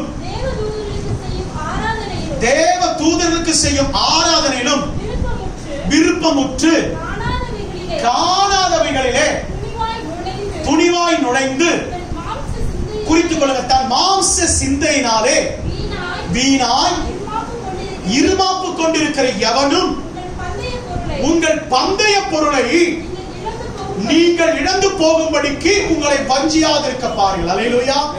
அப்ப மாம்ச சிந்தைக்கு இடம் கொடுத்தா எதை இழந்து போவோம்? பந்தய பொருளை இழந்து போயிடுவோம். மேட்டிமை சிந்தைக்கு இடம் கொடுத்தா கர்த்தர் சமூகத்தை இழந்துருவோம். மாம்ச சிந்தைக்கு இடம் கொடுத்தால் நமக்கு தேவன் வைத்திருக்கிற பந்தய பொருளை இழந்து போவோம். எது பந்தய பொருள்? எது பந்தய பொருள்? எல்லாம் எங்களே கேக்குறீங்களா பாஸ்? நீங்களே சொல்லுங்க பாஸ் அப்படின்றீங்களா? எது நமக்கு பந்தய பொருள்? நித்திய ஜீவன் தான் நமக்கு பந்தய பொருள். ஜீவ விருட்சத்தின் கனித நமக்கு பந்தய பொருள். அல்லேலூயா. பவுல் சொல்லுகிறான், நான் என்ன பண்ணிட்டேன்? அந்த பந்தய பொருளை பெற்றுக்கொள்ள நான் என்ன பண்ணிட்டேன்? இனி இது முதல் எனக்கு என்ன கிரீடம் வைக்கப்பட்டிருக்கு? அப்ப பவுல் எப்படிப்பட்ட வாழ்க்கை வாழ்ந்தாரு? மாம்ச சிந்தையை மேற்கொண்ட வாழ்க்கையை வாழ்ந்து முடித்தார். பிரியமான தேவ பிள்ளைகள், மூன்றாவது, இந்த மாம்ச சிந்தை நம்முடைய பாகையை அசுசிப்படுத்தும். நம்முடைய சிந்தையை அசுசிப்படுத்தும். இந்த மாம்ச சிந்தை இடம் கொடுக்கக்கூடாது. நான்காவதாக எது நம்முடைய பாகையை கெடுக்கும்? நான்காவதாக வேகமாக கடந்து போகலாம். 1 தீமோத்தேயு 6ஆம் அதிகாரம் 5ஆம் வசனம் வாசிங்க. 1 தீமோத்தேயு 6:5. கெட்ட சிந்தை உள்ளவர்கள் சத்தியம் இல்லாதவர்களும் தேவ பக்தி ஆதாயத்தொழின்று எண்ணுகிறவருமாகிய மனுஷனால் உண்டாகும் மாறுபான தக்கங்களை பிறக்கும் இப்படிப்பட்டவர்களை விட்டு விலகு. எப்படிப்பட்டவர்களை விட்டு விலகணுமா? முதல் வார்த்தை சொல்லப்படுகிறது, கெட்ட சிந்தனை உள்ளவர்களுக்கு. அல்லேலூயா. நாலாவது இங்க ஒரு சொந்த சொல்லப்பட்டிருக்கு. என்ன சிந்தை? ஆங்கிலத்தில் ஈவில் தாட்ஸ் என்று அங்கு எழுதப்பட்டிருக்கு. Evil thoughts. ஈவில் தாட்ஸ் என்னது? பொல்லாத கெட்ட சிந்தனை. அல்லேலூயா. இந்த நாலாவது இந்த கெட்ட சிந்தனை நம்முடைய பாகை என்ன பண்ணுமா? அசுசிப்படுத்தும். நம்முடைய பாகையை பரிசுத்த குலைச்சலாக்கிடுங்க. தேவன் நமக்கு கொடுக்கிற பாகை கிரீடத்தை அசுசிப்படுத்துறோம். ஆகையினால இந்த கெட்ட சிந்தனையை விட்டு நீங்களும் நானும் நம்மை காத்துக்கணும். பாருங்க, அதுக்கு முந்தின உள்ள வசனங்களை வாசிச்சோம்னா நமக்கு தெல்ல தெளிவா இருக்கு யாரை குறித்து இந்த கெட்ட சிந்தை உள்ளவர்கள் யார். யார் இந்த கெட்ட சிந்தை உள்ளவர்கள்? வாசிங்க இப்பொழுது 3ஆம் வசனத்தை 4ஆம் வசனத்தை வாசிங்க. அதே 1 தீமோத்தேயு 6ஆம் அதிகாரம் 3ஆம் வசனம் 4ஆம் வசனம். ஒருவன் நம்முடைய கர்த்தராகிய இயேசு கிறிஸ்துவின் ஆரோக்கியமான வசனங்களை தேவ பக்திக்கேற்ற உபதேசங்களையும் ஒப்புக்கொள்ளாமல். எதை ஒப்புக்கொள்றதுல நிறைய பேருக்கு இன்னைக்கு எது பிடிக்காது? வசனம் மாத்திரம் இல்லையா, ஆரோக்கியமான வசனம். வசனம் நிறைய பேருக்கு பிடிக்கும். எப்படிப்பட்ட வசனம் தெரியுமா? நான் உன்னை விட்டு விலகுவதும் இல்லை, உன்னை கைவிடுவதும் இல்லைன்னா ரொம்ப ஜோர ஓங்கி கை தட்டுவோம். நான் உன்னை இன்று முதல் ஆசீர்வதிப்பேன். ரொம்ப சந்தோஷம், அப்படியே ஜோர கை தட்டுவோம். நம்ம வீட்டுக்குள்ள இருக்கிற மாட்டி இருக்கிற வசனம் எல்லாம் எப்படி இருக்கும்? இன்று முதல் இந்த வீட்டின் யார் தலைவரா இருப்பார்? இயேசுவே தலைவர். உன்னை 1000 மடங்கு ஆசீர்வதிப்பேன், நீ வருகையிலும் ஆசீர்வதிக்கப்பட்டிருப்பாய். இந்த வசனம் எல்லாம் பிடிக்கும்.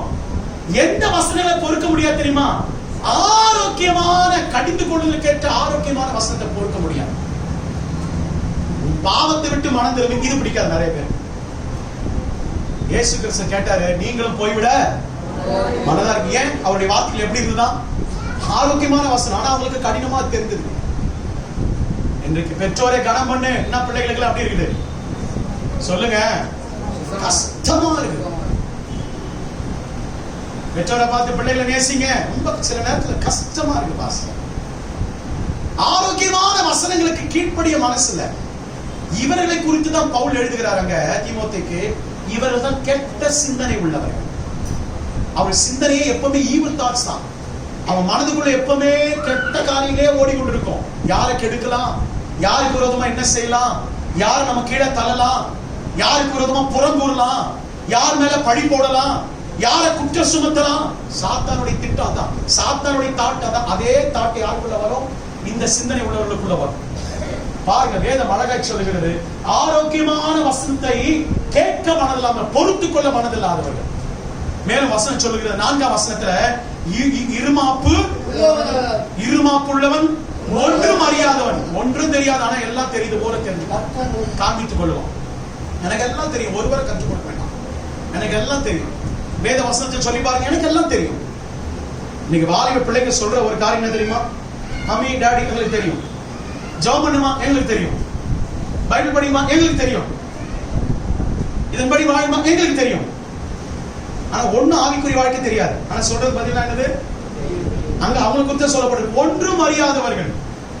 ஒன்றும் அறியாதவன் தர்க்கம், வாக்குவாதம் இவைகளை பற்றி நோய் கொண்டிருக்கிறவன். எப்ப பார்த்தாலும் தர்க்கம், எப்ப பார்த்தாலும் வாக்குவாதம். ஒரு ஆண்டுடைய வசனத்தை சொன்ன வாக்கு, இது எப்படி, அது எப்படி, இது எப்படி, அது எப்படி. அந்த வாக்குவாதம் செய்யறதுக்குன்னே நிறைய பேர் இருப்பாங்க, பாத்துறீங்களா? வாக்குவாதம் பண்ணாட்டி அவனுக்கு என்ன வராது? தூக்கம் வராது. ஆண்டுடைய வசனத்தை பொறுக்க மனது இருக்காது. அந்த வசனத்தை சொல்லி கேட்டா இல்ல இது இப்படி அது அப்படி, வாக்குவாதம்.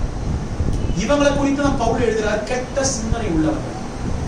5ஆம் வசனம் சொல்லுகிறது, தேவ பக்தியை ஆதாய தொழில் என்று எண்ணிக்கொள்வாங்க. இவங்கெல்லாம் கர்த்தருடைய ஊழியத்தையும் தேவ பக்தியை கூட எதைதான், நான் கர்த்தருடைய ஆலயத்துக்கு வந்த எனக்கு என்ன கிடைக்கும்? நீ கர்த்தருடைய ஆலயத்துக்கு வந்த ஜீவனோடு உயிரோடு இருக்கலாம், இல்லாட்டி கொரோனா வாரி கொண்டு போயிடும். அதான் உண்மை. நீ கர்த்தருடைய ஆலயத்துக்கு வந்தா எனக்கு என்ன கிடைக்கும்? நீ ஜீவனோடு இருக்கலாம்பா. நீ ஜீவனோடு வாழ்வதே கர்த்தர் கொடுக்கிற பிச்சை தான், கர்த்தர் கொடுத்த ஈவு. அல்லேலூயா. நான் அடிக்கடி சொல்றேன், ராஜ அரண்மனைக்குள்ள நுழைந்த கொரோனா. நீங்களும் நானும் அவ்வளவு பெரிய ஆளா? நமக்கு கொரோனா வரலது. நம்ம வீட்டு வாசப்படியை தொடாது இருக்க அப்படிப்பட்ட நம்ம பெரிய ஆட்களா? கர்த்தர் வேலி அடைத்து பாதுகாத்தார். அல்லேலூயா. அதுதான் உண்மை, அதுதான் நிதர்சனமான உண்மை. ஆலயம் பெறக்கூடாது. இந்த ஊழியத்துக்கு எனக்கு என்ன கிடைக்கும்? இந்த ஆண்டவர்கிட்ட ஏற்றுக்கொண்டு வந்தா எனக்கு என்ன கிடைக்கும்? ஞானஸ்தானம் எடுத்தா எனக்கு என்ன கிடைக்கும்? இந்த சர்ச்சைக்கு வந்தா எனக்கு என்ன கிடைக்கும்? ஒண்ணும் கிடைக்காது, உள்ளதான் போயிடுவா. ஏன் பதில் அதான். நீ உங்ககிட்ட இருக்கிறது என்ன பண்ணுவார் ஆண்டவரே? ஆமா, இங்க வந்தீனா, இந்த ஆலயத்துக்குள்ள வந்தீனா உங்ககிட்ட இருக்கிறதையும் புடிங்கிட்டு அனுப்புவார். ரெண்டாவது உன்னை நிறைவாக்குவார். அதுக்கப்புறம் முதல்ல உங்ககிட்ட இருக்கிறது என்ன போகணும். ஏன்னா வெறும் பாத்திரத்தில் தான் ஆண்டவர் என்ன பண்ண முடியும்? ஊற்றி நிரப்ப முடியும். அல்லேலூயா, அல்லேலூயா. ஏற்கனவே நிரம்பி இருந்தா, ஏற்கனவே உள்ளுக்குள்ள என்ன வச்சுட்டா ஊத்த முடியாது. நீ வெறுமை ஆக்கினாதான், அந்த வெறுமையான பாத்திரமா உன்னை மாத்தினாதான் கர்த்தர் தம்முடைய ஆசீர்வாதத்தை உனக்குள்ள ஊற்றுவார். அல்லேலூயா. கெட்ட சிந்தனை நம்முடைய பாதையை கெடுக்கும். இதெல்லாம் கெட்ட சிந்தனைகள், வாக்குவாதம், வீணான காரியங்கள், தேவ பக்தி ஆதாய நினைக்கிறதான காரியங்கள், தேவ வசனத்தை பொறுக்க மனதில்ல, கேட்க மனதில்ல. கர்த்தருடைய வார்த்தை கொஞ்சம் கடினமா வந்தா உடனே மாத்து வேண்டாம் வேண்டாம். யார் ஆசீர்வாதமான வார்த்தையை கொடுக்கிறாங்க? நிறைய பேர் கேலண்டர்ல கை வச்சு வாசிப்பாங்க. அவங்களுக்கு வார்த்தை ஆசீர்வாதமா வராட்டி அடுத்த நாளுக்கு போயிடுவாங்க, முந்தின நாளுக்கு பிந்தின நாளுக்கு போயிடுவாங்க. ஏன்? ஆசீர்வாதமான வார்த்தை வேணும். எப்படிதான் ஒருத்தர் போய் வாசிக்கிறோம், வேதாகமத்தை திறந்த, ஆண்டவரே இன்னைக்கு ஒரு நல்ல காரியத்துக்கு போறேன், எனக்கு ஒரு வசனத்தை போடுங்க. பைபிள் நிறைய பேர் பாத்தீங்கன்னா பைபிள் அப்படி வாசிப்பாங்க. அப்படி திறந்தானா உடனே ஆண்டவர் அந்த வசனத்தை காமிச்சாராம். யூதாஸ் நாடு கொண்டு செத்தான். என்னடா இது, நல்ல காரியத்துக்கு போறோம், இப்படிப்பட்ட ஒரு வசனம். ஆண்டவர் மன்னிச்சுங்க, இப்ப திறக்கிற ஆண்டவர், நீயும் அப்படியே செய். அடுத்த வசனம். இப்படி இருக்க கூடாது, இப்படி வேதத்தை வாசிக்கிறதா இருக்கக்கூடாது. ஆரோக்கியமான வசனத்தை கேட்க ஆயத்தமா இருக்கணும், ஆரோக்கியமான வசனத்தை ஏற்றுக்கொள்ள ஆயத்தமா இருக்கணும். நல்ல கவனிங்க, இயேசு கிறிஸ்துவின் கடினமான உபதேசமா இருந்தாலும் அதை ஏற்றுக்கொண்ட 12 அப்போஸ்தலர்களுடைய நாமம் தான் பரலோகத்தில் எழுதப்பட்டது. அல்லேலூயா. பிரியமான தேவ பிள்ளைகளே, இந்த கெட்ட சிந்தனை நம்முடைய பாதையை அசுசிப்படுத்தும். 5வது நாள், கடைசியாக நேரம் முடிய போகிறது. 5வது நம்முடைய பாதையை கெடுக்கிற 5வது காரியம் என்ன? வாசிக்கலாம். 1 தீமோத்தேயு 6ஆம் அதிகாரம் 17ஆம் வசனத்தை வாசிங்க. 1 தீமோத்தேயு 6:17. இவ்வுலகத்திலே ஐஸ்வர்யம் உள்ளவர்கள் இருமாப்பான சிந்தை உள்ளவர்களாயிராமல். இங்க ஒரு சிந்தை பத்தி சொல்லப்பட்டிருக்கு. என்ன சிந்தை? எல்லாரும் சொல்லுங்க, என்ன சிந்தை? இருமாப்பான சிந்தை. கர்வம், நல்ல வார்த்தை சொன்னார். கர்வமான சிந்தை, கர்வம். உப்புற விழுந்தா கூட என்ன ஒட்டாது? ஆமா, நிறைய பேர் ஒத்துக்கொள்ள மாட்டோம். இதுதான் கர்வம், ஈகோ ஆங்கிலத்தில் சொல்லுவோம். இதுதான் இருமாப்பான சிந்தை. இந்த இருமாப்பு சிந்தை நம்முடைய பாதையை கெடுத்து விடும். இந்த இருமாப்பு எப்படி உண்டாகுது தெரியுமா? இந்த இருமாப்பு எப்படி உண்டாகுது தெரியுமா? கொரிந்தியருக்கு எழுதும்போது பவுல் எழுதுகிறார், 1 கொரிந்தியர் 8ஆம் அதிகாரம் 1ஆம் வசனம். இந்த இருமாப்பு எப்படி உண்டாகுதா? 1 கொரிந்தியர் 8ஆம் அதிகாரம் 1ஆம் வசனத்தை வாசிங்க. நாம் எல்லாரும் அறிவு உண்டு, நமக்கே தெரியுமே. அறிவு இருமாப்பை உண்டாக்கும். அறிவு எதை உருவாக்குதா? அதிக அறிவு எதை உருவாக்குமா? எனக்கு எல்லாம் தெரிகின்ற அதிகமான எண்ணம் இருமாப்பு சிந்தையை உருவாக்கணும். அதிலும் ஐஸ்வர்யவானுக்கு இது உருவாகும் அதிகமா. ஐஸ்வர்யனாக விரும்புகிறவன் இருமாப்பு சிந்தையோடு கூட தான் காணப்படுவான். ஆகையால் நீங்கள் நான் எப்படி இருக்கணும் பவுல் சொல்றாரு, போதும் என்கிற மனதோடே கூட தெய்வ பக்தியே மிகுந்த ஆதாயம்பா. உண்ண உணவும் உடுக்க ஆடையும் இருக்கிற இடத்திற்கு கர்த்தர் நமக்கு அனுதினமோ போஷிப்பாருன்னா கர்த்தருக்கு நீ ஸ்தோத்திரம் பண்ண கத்துக்கணும். அல்லேலூயா. கர்த்தர் கொடுத்தார், கர்த்தர் எடுத்தார். அப்படி போல யோபு போல வாழணும். அல்லேலூயா. ஐஸ்வர்யவனாக விரும்புகிறவர்கள் இருமாப்பு சிந்தை, அறிவு இருமாப்பை உருவாக்கணும். இந்த ஐஸ்வர்யவானை குறித்து நீதிமொழிகள்ல வாசிக்கிறோம். நீதிமொழிகள் 28:11 சாலமோன் எழுதும் பொழுது பாருங்க, இந்த அறிவு இருமாப்பை உண்டாக்குமா. இவன் தன் பார்வைக்கு எப்படி இருக்கிறான்? வாசிங்க நீதிமொழிகள் 28:11. ஐஸ்வர்யவான் தன் பார்வைக்கு ஞானவான். ஐஸ்வர்யவான் தன் பார்வைக்கு ஞானவான். புத்தியுள்ள தைரியவான் அவனை பரிசோதிக்கிறான். ஆமா, இவன் தன் பார்வைக்கு எப்படிப்பட்டவனா இருக்கிறான்? தான் பார்வைக்கு ஞானவான். என்ன போல ஞானம் இல்லை. அதனாலதான் பவுல் எழுதுகிறார் கொரிந்தியருக்கு, உள்ளவைகளை அவமாக்கும்படிக்கு இல்லாதவைகளையும் ஞானிகளை வெட்கப்படுத்தும்படிக்கு பைத்தியங்களாகி உங்களை என்னை கர்த்தர் என்ன பண்ணாராம்? தெரிந்து கொண்டார். அல்லேலூயா. இந்த உலகத்துல ஐஸ்வர்யவனாக விரும்புறவன் இருமாப்பு சிந்தையோடு இருப்பான். அவன் தன் பார்வைக்கு ஞானி, ஒத்துக்கொள்ளவே மாட்டான். எதை சொன்னாலும் அதுக்கு ஒரு காரியத்தை சொல்லுவான். ஞானி தன்னை ஞானி என்று எண்ணிக்கொள்வான். அந்த இருமாப்பு சிந்தை நம்முடைய பாதையை பரிசுத்த குலைச்சலாக அது நமக்குள்ள வரக்கூடாது. அது நமக்குள்ள வரக்கூடாது. குறிப்பா ஐஸ்வர்யமாக விரும்புகிறவர்களுக்குள்ள இப்படிப்பட்ட இருமாப்பு வந்துடும். அதனாலதான் ஆண்டவர் சொன்னாரு, ஊசி காதுல ஒட்டகம் நுழையலாம், பரலோகத்துக்குள்ள ஐஸ்வர்யா நுழையிறது ஊசி காதுல ஒட்ட நுழையுமா? அது கூட நுழைஞ்சிடலாமா? அது கூட நுழையலாமா? நுழைஞ்சிடலாம். ஆனா யார் வர்றது கஷ்டம்? இந்த இருமாப்பு சிந்தை எல்லா ஐஸ்வர்யம் இல்ல. அதனால பாருங்க, சபைக்குள்ள பெரும்பாலான பேர் ஆண்டவர் ஏற்றுக்கொண்டு வர்றது யாரா இருக்கும்? யாரா இருக்கும்? ஆண்டவர் கிட்ட அப்படியே தாழ்மை உள்ளவங்களும். பாருங்க, பெரிய பெரிய பணக்காரன் என்ன பண்ண மாட்டான் ஆண்டவர் ஏற்றுக்கொண்டு. ஏன்? இயற்கையாகவே ஐஸ்வர்யமாக விரும்புகிற அவனுக்குள்ள என்ன சிந்தை வந்துருது? இருமாப்பு. நீங்கள நானும் தாழ்மை உள்ளதுக்காக கர்த்தர் நம்மளை இப்படி வைத்ததுக்காக ஆண்டவர் முதலாவது ஸ்தோத்திரம் பண்ணுங்க. ஹல்லேலூயா. அதனாலதான் இன்றைக்கு நீங்கள நானும் தேவனை அறிந்து கொண்டு தேவ சமூகத்தில் உட்கார்ந்து கொண்டிருக்கோம். சில நேரத்தில் நாம நினைக்கிறோம், நாமே அவனை போல இல்ல, இவனை போல இல்ல, இவர்களை போல கர்த்தர் நம்மளை வைக்கலையே, அவர்களை போல வைத்திருந்தா நம்ம எப்படிப்பட்ட வசதியான வாழ்க்கை வாழலாம். அப்படி அவர்களை போல நீ பிறந்திருந்தா நீ ஆலயத்துக்குள்ள காலை வைத்திருக்கவே மாட்டேன். காரணம் என்ன தெரியுமா? உனக்குள்ள இருமாப்பு சிந்தை. இந்த இருமாப்பு சிந்தை நம்முடைய பாகையை அசுசிப்படுத்தும்.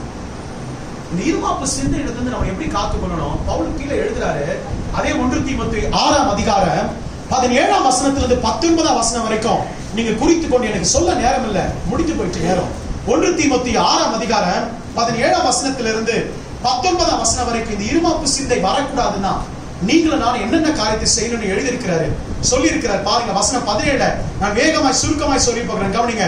வசனம் 17, ஐஸ்வர்யத்தின் மேல் நம்பிக்கை வையாமல் உங்களை என்னை உண்டாக்கின தேவன் பேர் என்ன பண்ணோம்? நம்பிக்கை. உன் பணம் காப்பாத்தும், உன் வருமானம் உன்னை தப்புவிக்கும், உன்னுடைய காரியம் எல்லாம் உனக்கு நீ அதை வைத்து நான் பிழைத்துக் கொள்வேன், பணத்தை வைத்து காரியத்தை வைத்து நான் தப்பித்துக் கொள்வேன் நினைச்சினா உன்னை போல பரிதவிக்கப்பட்ட வாழ்வு ஒரு வருத்தம். கர்த்தர் மேல் வைக்கிற நம்பிக்கை. அல்லேலூயா, அல்லேலூயா. கொரோனா வந்தது, லாக்டவுன் வந்தது, எத்தனை பேர் நகை கடைக்கு போனாங்க? எத்தனை பேர் கார் வாங்க போனாங்க? ஆனா எத்தனை பேர் எங்க போனாங்க தெரியுமா? நிறைய பேர் மளிகை கடைக்கு அரிசி பருப்பு வாங்க போனாங்க. பணக்காரன் கூட எங்க போனா? ஆமா, அத்தியாவசியம் எது தேவைன்றது நம்ம அறிந்திருக்கிறோம். பிரியமான, அதுக்காக அது தேவையில்லைன்னு சொல்ல வரல. ஆனா உங்க நம்பிக்கை எதன் பேர்ல இருக்க கூடாது? அதன் பேர்ல இருக்க கூடாது. ஏன் தெரியுமா? நீங்க சேர்த்து வைக்கிற ஐஸ்வர்யம் உங்களையே தெரியாமல் அழிக்கிறோம். அது அழிந்து போக ஒரு நாள் அது உங்களை காப்பாத்த. நீங்க தேவன் பேர் வைக்கிற நம்பிக்கை. அல்லேலூயா, அல்லேலூயா. மாடு போச்சு, ஒட்டகம் போச்சு, பெற்றெடுத்த 10 பிள்ளைகளை ஒரே நேரத்தில் இறந்து போனாங்க. ஆனா யோபு சொல்றது கர்த்தர் நாமத்துக்கு ஸ்தோத்திரம். ஏன் தெரியுமா? அவன் நம்பிக்கை இந்த உலகமா இல்ல, அவன் நம்பிக்கை இந்த வீடு அல்ல, அவன் நம்பிக்கை தான் வைத்திருந்த பொருள் அல்ல, அவன் நம்பிக்கை தன் சம்பாத்தியம் அல்ல, அவன் நம்பிக்கை தன் ஆடு மாடுகள் அல்ல. அவன் நம்பிக்கை யார் தெரியுமா? ஜீவன் உள்ள தேவன் பேர்ல தன் நம்பிக்கை வைக்கிறான். அதனால்தான் வேதம் சொல்லுகிறது யோபு 42:10, கர்த்தர் அவன் சிறையிருப்பை மாற்றி இரட்டத்தனையாய் ஆசீர்வதிப்பார். அல்லேலூயா. பாருங்க 18ஆம் வசனம் சொல்லுகிறது, நன்மை செய், கிரியையில ஐஸ்வர்யமாயிரு. எப்படிப்பட்ட கிரியை? நன்மை செய்து. கூடுமானால் எல்லாருக்கும் நம்ம என்ன கிரியை செய்யணும்? நன்மையான கிரியைகளை செய்யணும். அதுல ஐஸ்வர்யவன் ஆகணும். நன்மை செய்யறது ஐஸ்வர்யவனா இருக்கும், பணம் சேர்க்கிறது ஐஸ்வர்யவனா இல்ல, நன்மை சேர்க்கிறது ஐஸ்வர்யவனா இருந்து தாராளமாய் கொடுக்கிறவனும் உதாரண குணம் உள்ளவனாய். கிறிஸ்துவின் ராஜ்யத்துக்கு தாராள குணம், உதாரண குணம். அப்பதான் இருமாப்பு சிந்தையிலிருந்து என்ன பண்ண முடியும்? தப்பித்துக் கொள்ள முடியும், விடுதலையாக முடியும். வசனம் 19 சொல்லுது, நித்திய ஜீவனை பற்றி. எதை பற்றி கொள்ளணும்? உங்களுடைய என்னுடைய ஆசை. நான் மறுபடியும் சொல்றேன், நமக்கு ஒரு பந்தய பொருள் உண்டு, நமக்கு ஒரு லக்கு உண்டு. ஆனாதான் பவுல் சொல்றான், அதை அடைவதற்காக இந்த பூமியில எல்லாவற்றையும் நஷ்டம் என்றும் குப்பை என்றும் நான் கருதுகிறேன் என்று சொல்லி. அல்லேலூயா. அடிக்கடி சொல்லுவேன் இல்லையா? கிருபாசன ஊழியக்காரர் அப்பவே சொன்னார், 60 கோடிக்கு சொந்தக்காரர். பவுலுடைய சொத்தின் மதிப்பு 60 கோடி அந்த நாட்கள்ல. அது எந்த அளவுக்கு கொண்டு அந்த ஊழியக்காரர் சொன்னதை சொல்றேன். 60 கோடிக்கு சொத்துக்கு மதிப்புள்ள பவுல் அவர் எழுதுறார். என்ன எழுதுறது தெரியுமா? கிறிஸ்துவை அடைகிற அடைவின் மேன்மைக்காக, அந்த அறிவின் மேன்மைக்காக எல்லாவற்றையும் நஷ்டம் என்றும் குப்பையுமாய் கருதுகிறேன். அல்லேலூயா. பாவிகளில் பிரதான பாவினா, எல்லாருக்கும் பின்பு அகால பிறவியான எனக்கும் கர்த்தர் தரிசனமானான்னு தன்னை தாழ்த்துகிறார். அல்லேலூயா. ஏன் தெரியுமா? பவுலுக்கு தெரியும் எந்த சிந்தை வந்துடக்கூடாது? இருமாப்பு சிந்தை ஒரு நாள் வந்துடக்கூடாது. இருமாப்பு சிந்தை வந்தா நம்முடைய பாகை என்னவாக்கிடாது? அசுசிப்படுத்துறோம். முதலாவது சொன்னேன், ஃபர்ஸ்ட் சொன்னேன், எந்த சிந்தை? துர்ச்சிந்தை அல்லது அக்கிரம சிந்தை நம்முடைய பாகையை அசுசிப்படுத்தும். இரண்டாவது மேட்டிமையான சிந்தை. மூன்றாவது மாம்ச சிந்தை. நான்காவது கெட்ட சிந்தனை, ஈவில் தாட்ஸ். ஐந்தாவது, இருமாப்பான சிந்தை நம்முடைய பாகை என்ன பண்ணிடுமா? அசுசிப்படுத்து. இந்த பாகை அசுசிப்படுத்திருச்சுன்னா நீங்க யாரா இருக்க தகுதியற்றவர்கள் தெரியுமா? ஆசாரியர்களா இருக்க தகுதியற்றவர்கள். இந்த பாகை அசுசிப்பட்ட பொழுது தேவன் ஆரோனுடைய குமாரனை ஒருவன் என்ன பண்ணார் தெரியுமா? கொன்று போட்டார். ஆரோனுடைய மகன் ஒருவன் பாவம் செய்த பொழுது அவன் தலையில வைக்கப்பட்ட பாகையை அசுசிப்படுத்துற பொழுது அவன் இந்த கூடாரத்துக்குள் வருவதற்கு தகுதியற்றவன் என்று சொல்லி கல்லெறிந்து அவனை கொல்ல செய்தான். பிரியமான தேவ பிள்ளைகளை, புதிய ஏற்பாட்டு காலத்துல கிருபையின் காலத்துல வாழ்ந்து கொண்டிருக்கிறோம். தப்பித்துக் கொள்ளலாம் என்று நினைக்காதீங்க. நான் மறுபடியும் சொல்லுகிறேன், பழைய ஏற்பாட்டு காலத்தின் பிரமாணத்தை விட புதிய ஏற்பாட்டு காலத்தின் பிரமாணம் தான் கடினமான பிரமாணம். அல்லேலூயா, அல்லேலூயா. எப்படின்னு கேக்குறீங்களா? பழைய ஏற்பாட்டு காலத்துல செஞ்சாதான் பாவம், புதிய ஏற்பாட்டு காலத்துல நீ பார்த்தாலே பாவம். அல்லேலூயா. பழைய ஏற்பாட்டு காலத்துல நீ போய் செஞ்சாதான் பாவம், புதிய ஏற்பாட்டு காலத்துல உன் சிந்தனைகள் உருவானாலே பாவம்.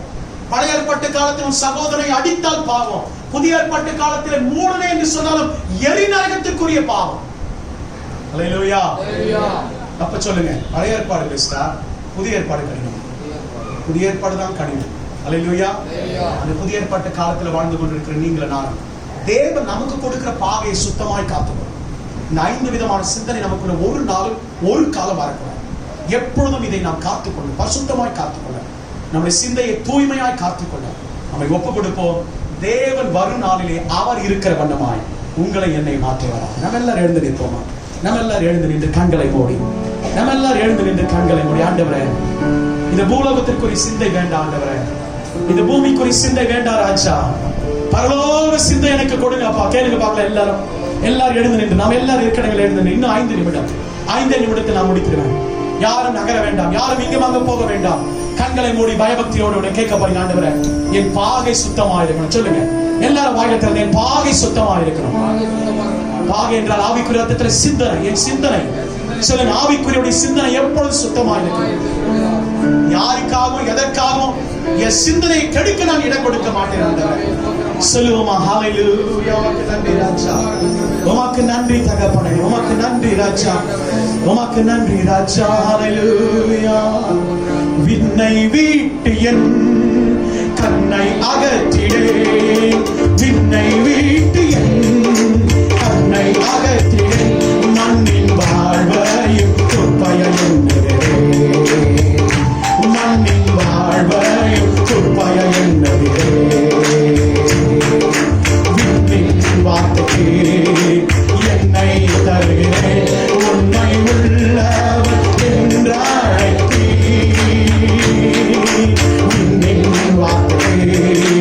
என்னை தருகிறேன், உண்மை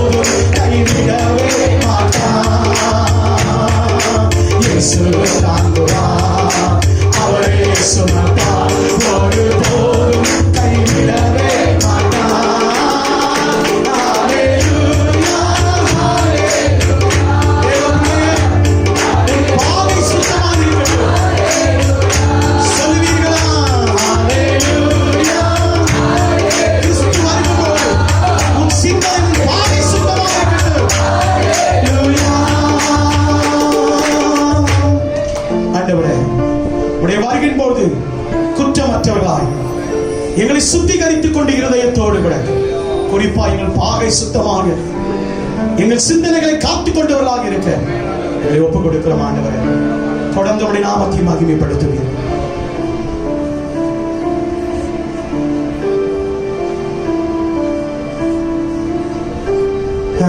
தெரியுமா அன்பின் பரலோக பிதாவே, கேட்ட சத்தியத்துக்காக ஸ்தோத்திரம் அப்பா. ஆண்டவரே, எங்கள் வாழ்க்கையில அக்கிரம சிந்தை இருக்கக்கூடாதுப்பா, மேட்டுமையான சிந்தனை இருக்கக்கூடாது ஆண்டவரே, மாம்ச சிந்தனை இருக்கக்கூடாது.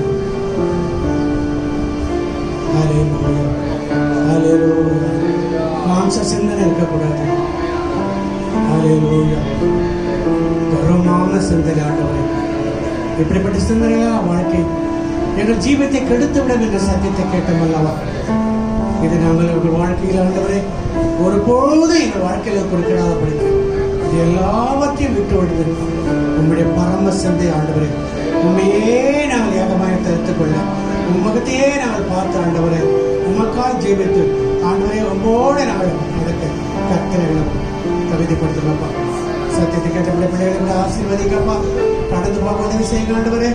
ஆண்டவர் வீடு போய் சேர வரையில பிள்ளைகளை ஒவ்வொருவரும் பத்திரமாய் போய் சேர கர்த்தர் உதவி செய்யுங்க. சமாதானத்தோட அனுப்புங்கப்பா. செய்து கொடுத்தது ஆசீர்வாதியம் இன்னும் மென்மேலும் ஆண்டவரே அடியானை பயன்படுத்துங்கப்பா. விசேஷம் ஆண்டவரே, இன்றைக்கு திருமண நாளை காண்கிற பிள்ளைகளுக்காக செபிக்கிறோம். அந்த 3 குடும்பத்தையும் ஆசீர்வதிக்கப்பா. விசேஷமாக ஆண்டவரே, வருகிற திங்கட்கிழமை என்று திருமண நாளை காண போகிறேன். அருமையான நம்முடைய மகளை கருத்தை ஒப்புக்கொடுக்கிறப்பா. அந்த நாளில் எல்லாமே ஆண்டவரே நேர்த்தியாய் நடத்த முடிக்கணும் அப்பா. எல்லாரும் கலந்துக்கணும் அப்பா. பிள்ளைகள் ஆசீர்வாதம், மணமக்கள் ஆசீர்வாதம், குடும்பத்தை 2 குடும்பத்தையும் ஆசீர்வதிக்கப்பா. உங்களுடைய கரங்களை தாழ்த்தி ஒப்புக் கொடுக்கிறோம். துதிக்கிழமைக்கு மேல் நமக்கு கொடுக்கிறோம். மீட்பர் இயேசு மூலம் வேண்டிக் கொள்கிறோம். நல்ல பிதாவே, சேர்ந்து சொல்லமா, என் ஆத்மாவே கர்த்தரை ஸ்தோத்திரி, என் முழுவதுமே என் ஆத்மாவே நம்முடைய கர்த்தராகிய இயேசு கிறிஸ்துவின் கிருபையும் பிதாவாகிய தேவனுடைய அன்பும் பரிசுத்தாவியருடைய அந்நிய ஐக்கியமும் சந்தோஷமும் சமாதானமும் நம் அனைவரோடும் அவர் வருகை மட்டும் இருப்பதாக. ஆமென். ஆமென். Praise God.